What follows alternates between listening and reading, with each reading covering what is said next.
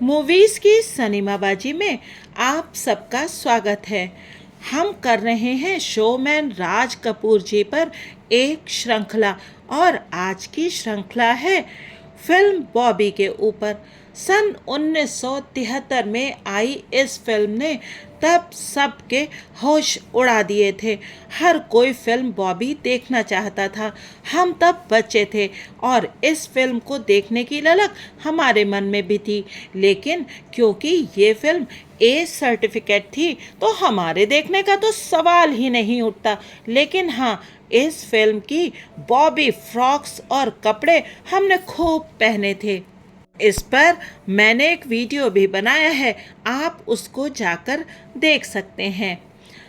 असल में हुआ ये था कि फिल्म मेरा नाम जोकर फ्लॉप हो गई थी और राज कपूर जी कहते हैं कि वो सब लोग जिन्होंने मेरे साथ काम किया था हमेशा मेरे साथ रहे थे और जिन्होंने मेरी फिल्मों से लाखों कमाए थे मेरी और पीट करके खड़े हो गए थे।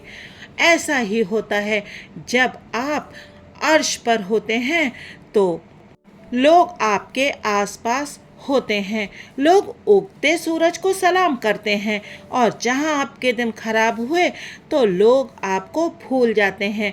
राज कपूर जी बताते हैं, मुझे आर के स्टूडियो, मेरा घर, मेरी बीवी के जेवर और जो कुछ भी मेरे पास था गिरवी रखना पड़ा। मुझे लगा मैं ख़त्म हो गया हूँ। फिर मैंने ऊपर की ओर उस फेमस आर के बैनर को देखा और मुझे पता लगा सब कुछ गिरवी हो गया, लेकिन राज कपूर का नाम गिरवी नहीं चढ़ा।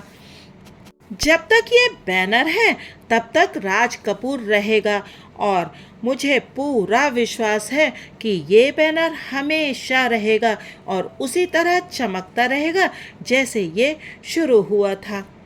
जब मैंने बॉबी फिल्म शुरू की तो ये सोचकर कि मुझे अपनी ख्याति एक फिल्म डायरेक्टर के रूप में फिर से बनानी है, मुझे टीनेज रोमांस और कच्ची उम्र के प्यार में हमेशा से यकीन था और इसीलिए मैं बॉबी को उसी तरह बना सका जैसा लोग चाहते थे और बॉबी को लाखों लोगों ने देखा। मैं बहुत भरोसे में था जब मैंने ये निर्णय किया था कि मैं अपने बेटे ऋषि कपूर को इस फिल्म के लिए लूँगा।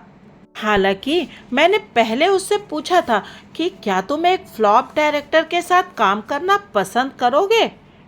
मुझे आर्चीज़ के कॉमिक्स बहुत पसंद थे और मैंने उसमें एक वाक्य पढ़ा था जिसमें आर्ची बोलता है कि 17 की उम्र कोई टीनेजर उम्र नहीं रह गई है। हमारी भी तो अपनी ज़िंदगी है और हमें इसके बारे में कुछ मालूम भी नहीं है। ये बात मुझ में बैठ गई। मुझे लगा ये बहुत कुछ है, ये कुछ बहुत गहरा है। आजकल के बच्चे ऐसे नहीं हैं जैसे वो 20 साल पहले थे। वो हमसे ज़्यादा जागरूक हैं, वो चीज़ों के बारे में हमसे ज़्यादा जानते हैं, वो हमसे ज़्यादा जिम्मेदार हैं। हमेशा से बुजुर्ग पीढ़ी अपने बच्चों से, चाहे वो दादा या परदादा क्यों न बन गए हों, यही कहती आई है, चुप रहो, तुम एक बच्चे हो, तुम कुछ नहीं समझते हो। लेकिन आज आप किसी बच्चे से ये नहीं कह सकते थे। तो राज कपूर जी ने बनाई ये तूफानी फिल्म बॉबी, जिसने उनके भाग्य को एकदम से बदल कर रख दिया। इन्होंने अपने बेटे के साथ लिया था डिम्पल कपाड़िया जी को, जो उस समय एक सेंसेशन बन गई थी।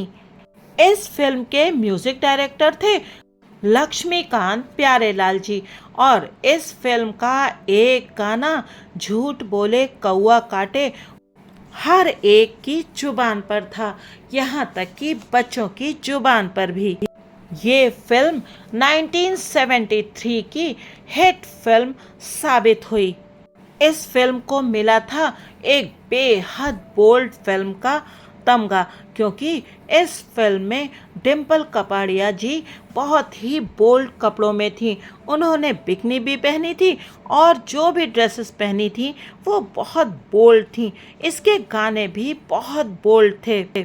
इस फिल्म का एक और गाना, हम तुम एक कमरे में बंद हों, आज तक लोग गाते और गुनगुनाते हैं और ये उस समय एक बहुत ही ज़्यादा हिट गीत साबित हुआ था। चलिए अब जानते हैं डिम्पल कपाड़िया जी का क्या कहना है फिल्म बॉबी में अपने काम करने को लेकर।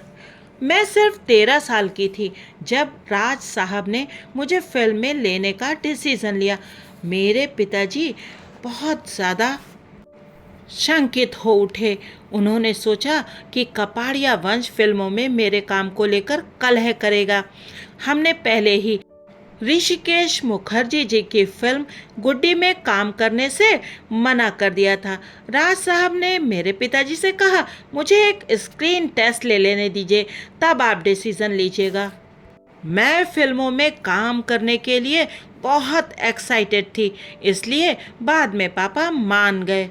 मेरा स्क्रीन टेस्ट हुआ था फिल्म कल आज और कल के सेट पर, क्योंकि उस समय डब्बू यानी रणधीर कपूर उस फिल्म को बना रहे थे। जब मैं सेट पर मेकअप लगा कर आई तो मैंने हलचल मचा दी थी। ये मुझे बाद में राज साहब ने बताया था। उन्होंने कहा कि मैं पहले ही शॉट में बिल्कुल नेचुरल और बेपरवाह थी। टेस्ट के बाद राज साहब ने साउंड रिकॉर्डिस्ट अलाउद्दीन खान से पूछा, कैसी लगी? उसने कहा, बिस्मिल्लाह करो। फिर उन्होंने कैमरामैन राधु कर्माकर जी से पूछा। उन्होंने कहा, स्टार मटेरियल, और लो ये हो गया। राज कपूर जी मेरे लिए पिता के समान थे और मैं जो कुछ आज हूँ वो उन्हीं की बदौलत हूँ। उन्होंने मुझे एक्टिंग की बारीकियाँ सिखाईं। वो मुझे डांटते थे, बहलाते थे और मनाते थे जब तक कि मैं सही शॉट ना दे पाऊँ। एक बार बिना ग्लिसरीन के आंसू मेरे गालों पर उतर आए तो उन्होंने मेरी प्रशंसा की और कहा, ये देखो, ये मेरी नेचुरल जन्मजात अभिनेत्री है। वो छोटी छोटी बातें थीं जो आपसे और अच्छा काम करा सकती थीं। और अब सुनते हैं कुछ मज़ेदार किस्से राहुल रवेल जी से, जो थे असिस्टेंट डायरेक्टर फिल्म बॉबी में। वो बताते हैं कि मैं शायर तो नहीं, गाना बॉबी के शुरुआती शेड्यूल में से एक में था। राज जी का मानना था कि चिंटू के लिए एक बिल्कुल नई आवाज़ की ज़रूरत है, क्योंकि एक नए चेहरे को एक नई आवाज़ की भी ज़रूरत होती है। लक्ष्मीकांत प्यारेलाल जी ने बहुत सारे लोगों का, बहुत सारी आवाज़ों का ऑडिशन लिया था, लेकिन राज साहब को सेटिस्फाइड करना बहुत मुश्किल था, क्योंकि उन्हें खुद संगीत की गहरी समझ थी। उन्होंने कुछ लोगों के मना करने के बाद और बहुत तरह की बातें बनाने के बाद भी film and television institute of India के स्टूडेंट शैलेंद्र सिंह की आवाज़ को पसंद किया था। राज साहब को यकीन था कि शैलेंद्र सिंह की आवाज़ चिंटू की पर्सनैलिटी और राजा के कैरेक्टर में बिल्कुल हाथों में दस्ताने की तरह फिट हो जाएगी। सीन था, जो फिल्म का हीरो राजा था उसका 18वां जन्मदिन मनाया जा रहा था। राज साहब चाहते थे कि पूरा माहौल जन्मदिन जैसा हो जाए। उन्होंने मुझसे कहा कि मैं एक केक ऑर्डर करूं एक बड़ी बेकरी शॉप से। उन्होंने कहा, शूटिंग पर सभी सामान असली दिखना चाहिए, इसके लिए मुझे एक चॉकलेट केक चाहिए जो हम शूटिंग के दौरान काटेंगे और फिर बाद में सभी जूनियर आर्टिस्ट को खाने के लिए बांट देंगे। राज साहब ने बिना कोई हिसाब लगाए फिल्म का असली माहौल बनाने पर खर्च किया। उन्होंने कहा, मुझे 300 जूनियर आर्टिस्ट चाहिए, जिनमें से 200 लेडीज़ होनी चाहिए और 100 पुरुष होने चाहिए, और सभी सुपर ए श्रेणी से होने चाहिए, जिसका मतलब था कि महिलाएं बहुत ही स्टाइलिश कपड़े पहनेंगी और पुरुषों को टाई और सूट पहनना पड़ेगा। इसके लिए हमें बेहिसाब खर्च करने की ज़रूरत थी। उन्होंने कहा, अगर उनके पास बहुत स्टाइलिश कपड़े, साड़ी, सलवार कमीज या टाई और सूट नहीं है तो फिर आप ड्रेस डिपार्टमेंट में जाइए और स्टाइलिश कपड़े लेकर के आइए, और ना हो तो नए सिलवाइए। जैसे ही वो सेट पर आए, उन्होंने देखा कि मेरे पास 6 खाली शैंपेन की बॉटल्स पड़ी थीं, जिन्हें मैं सचमुच की शैंपेन की तरह दिखाने के लिए लिम्का और सोडे से भर रहा था। उन्होंने मुझसे कहा, ये तुम क्या कर रहे हो? क्या राज कपूर की पार्टी में शैंपेन की जगह ये परोसा जाएगा? पैसा बचाना है तो लिम्का पर भी क्यों खर्च करें? बोतल में यूनिट के लोगों का पेशाब ही भर दो, सबसे सस्ता रहेगा। इसलिए मैंने बहुत सस्ती शैंपेन की 6 बॉटल्स मंगवाई। तब उन्होंने मुझसे फिर कहा, राज कपूर मैग्नम की बोतलों में सिर्फ बेहतरीन शैंपेन परोसता है। पार्टी सीक्वेंस के लिए हमें स्नैक्स भी रखने थे, और मैंने वही किया जो ज़्यादातर लोग करते थे। मेरे पास छोटे चांदी के कटोरे वेफर्स और मूंगफली से भरे हुए रखे थे। वे एकदम सही पार्टी स्नैक्स की तरह लग रहे थे। लेकिन राज जी ने कहा, मैंने तुमसे बार बार कहा है, ये एक अमीर आदमी की पार्टी है। मैं इसमें मूंगफली और वेफर्स को नहीं देखना चाहता। मैं चाहता हूँ कि पार्टी के मेहमानों को पिस्ता और बादाम परोसे जाएं। मैंने कहा, सर, पिस्ता और बादाम बहुत महंगे हैं। मुझे वही चाहिए। मेरी फिल्म के लिए खर्च करना सिर्फ मेरा हक है। इससे तुमको क्या फ़र्क पड़ता है? ज़्यादातर शूटिंग के दौरान ये होता है कि जो खाना या स्नैक्स रखा जाता है उस पर कीटनाशक दवाओं का छिड़काव कर दिया जाता है, जिससे कि दोबारा इनको परोसा जा सके और फिर से पैसे बचाए जा सकें। बार बार फिल्मों में इनका यूज़ किया जाता है, लेकिन ये बहुत खतरनाक बात थी, और राज साहब इस तरह के अमानवीय व्यवहार को कभी भी एक्सेप्ट नहीं करते थे। इसके पीछे भी एक कहानी थी। असल में एक बार रुस्तम और सोहराब फिल्म की शूटिंग के दौरान पृथ्वीराज कपूर जी इस बात से अनजान थे कि ये खाना कीटनाशक दवाओं से छिड़का हुआ है, और उन्होंने चिकन का एक टुकड़ा खा लिया था और फिर वो बहुत बीमार पड़ गए थे। मुझे ये मालूम था कि राज साहब चाहेंगे कि पार्टी में जूनियर आर्टिस्ट स्नैक्स खा रहे हों। मैंने पिस्ता, बादाम और काजू परोस तो दिया था, लेकिन मैंने जूनियर आर्टिस्ट से कह दिया था कि वो लोग थोड़े से काजू खा सकते हैं, लेकिन पिस्ता और बादाम को हाथ भी नहीं लगाएंगे। शूटिंग के वक्त मेरा पूरा दिमाग इसी में लगा रहा कि कोई 2 काजू से ज़्यादा ना खाए, और पिस्ता और बादाम तो बिल्कुल ना खाए। लेकिन 2 जूनियर आर्टिस्ट ऐसे थे जो बड़े खुश होकर बातचीत कर रहे थे और केवल पिस्ता और बादाम खा रहे थे। राज साहब ने कहा कि जो केक ऑर्डर किया है उसे आज शाम को ही ले आना, कल हम उसका शॉट ले लेंगे। मैं रात में उस महंगी बेकरी से केक लेने गया, और जब उन्होंने उसका बिल बताया 700 रुपये, तो मैं चौंक गया। उन दिनों ये एक राजसी रकम थी, इसलिए मैंने राज साहब को फ़ोन किया और उन्हें बताया केक के लिए हमसे बहुत ज़्यादा पैसे लिए जा रहे हैं।